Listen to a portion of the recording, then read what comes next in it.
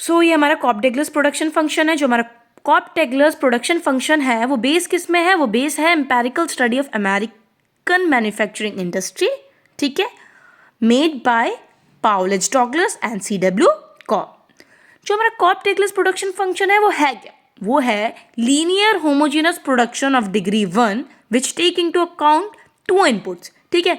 तो ये हमारे इंटायर प्रोडक्शन के लिए, मतलब पूरे आउटपुट के लिए 2 इनपुट्स को लेता है, जो कि 2 इनपुट्स कौन कौन से हमारे? Labour and capital. So it is a linear homogeneous production of degree 1 which take into account 2 inputs, labour and capital, for the entire output of the manufacturing industry.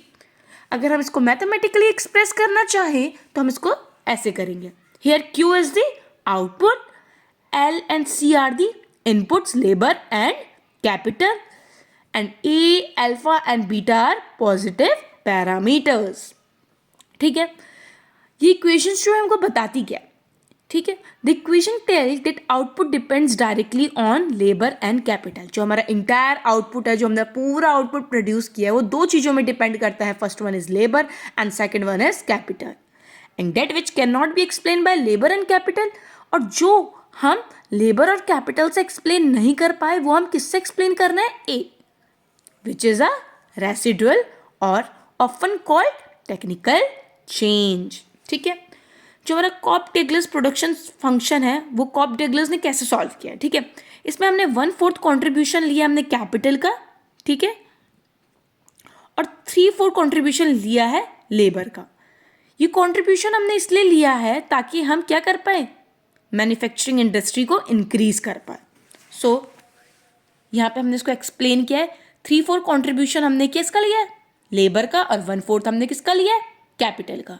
अगर हम इसको एक्सप्लेन करेंगे, अगर हम इसको सॉल्व करेंगे तो हमारा आंसर आएगा 1, ओके। तो हमारा alpha plus beta is equals to 1, ठीक है। तो यही हुई खत्म हमारी कॉप्ट-डेग्लस की थ्योरी। अब हम इसके कुछ क्रिटिसिज्म डिस्कस करेंगे। जो कॉप्ट-डेग्लस प्रोडक्शन फंक्शन है वो जनरली क्या रिप्रेजेंट करता है? Constant return to scale represent करता है, ठीक है। लेकिन generally the situation of increasing और decreasing return to scale are observed. लेकिन जनरली हम कौन सी सिचुएशन देखते हैं? इंक्रीजिंग और decreasing return to scale. Next one is, जो कि हमारा कॉप्ट-डेग्लस प्रोडक्शन फंक्शन है वो बेस किस में है? वो है परफेक्ट कॉम्पिटिशन, कॉम्पिटिटिव मार्केट, जो कि एक अनरियलिस्टिक कॉन्सेप्ट है, ठीक है। हमारा ये जो फंक्शन है वो बेस है परफेक्ट कॉम्पिटिटिव मार्केट में, जो कि क्या है? एक अनरियलिस्टिक कॉन्सेप्ट। थर्ड पॉइंट क्या है हमारा? The production function consist of only 2 inputs. अब हमने बताया था कि हम इंटायर आउटपुट के लिए क्या ले रहे हैं? सिर्फ 2 ही इनपुट्स ले रहे हैं, जो कि है लेबर एंड कैपिटल।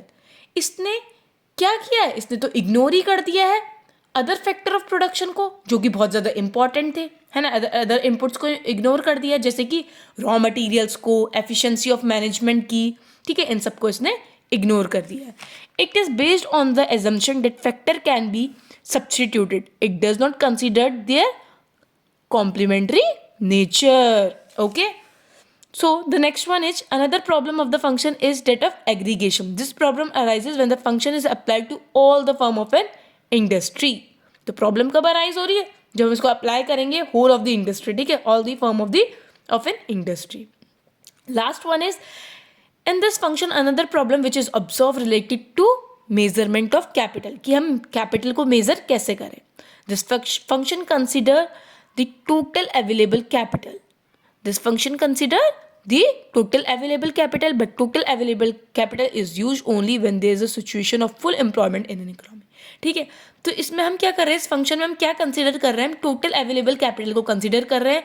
लेकिन अगर हम टोटल कैपिटल को हम ले रहे हैं, इसका मतलब होता है फुल एम्प्लॉयमेंट, और जबकि जो हमारा फुल एम्प्लॉयमेंट है वो है क्या? वो हमारा एक अनरियलिस्टिक सिचुएशन खड़ा कर देता है, okay. So that's all about Cobb Douglas theory.